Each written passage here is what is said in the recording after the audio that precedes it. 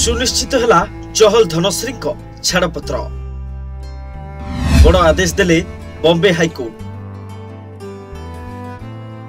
2023 उभयों मध्य सृष्टि होता फाट छाड़पत्र को नहीं चर्चा रही क्रिकेटर युजवेंद्र चहल और पत्नी तथा डांसर धनश्री एवं पुणी चर्चा को आसछन्ति 2020 डिसेम्बर 11 अर्थात 5 वर्ष तले दुहिंक विवाह होइतिला। उभय परिवार सहमति विवाह हेबा परे ग्रांड पार्टी देइथिले जेउथिरे बॉलीवुड और क्रिकेट जगतर अनेक तारका जोग देइथिले। हेले हठात 2023 रे उभयंक मध्यरे फाट सृष्टि होइतिला। धीरे धीरे ए सब खबर चर्चा को आसीतिला।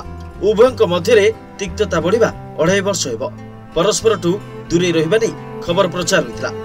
इंस्टाग्राम रे दुहे को अनफॉलो करथिले। वर्तमान खबर मुताबिक चहल एवं धनश्री छाड़पत्र खबर कन्फर्म हो जाइछि जाकु नै बॉम्बे हाईकोर्ट बड़ आदेश दैछन्ति। कोर्ट पक्षरु फाइनल शुणाणी पई दिन मध्य धार्य कर जाइछि। सूचना अनुसार बॉम्बे हाईकोर्ट जस्टिस माधव जमदार को फैमिली कोर्ट रे निर्देश दैछन्ति जे आईपीएल आरंभ होइबा पूर्वरु चहल एवं धनश्री छाड़पत्र मामलार शुणाणी हेबा दरकार। मार्च 20 तारिख रे दंपति छाड़पत्र को नहीं शुणाणी हेबा नै कहा जाउछि।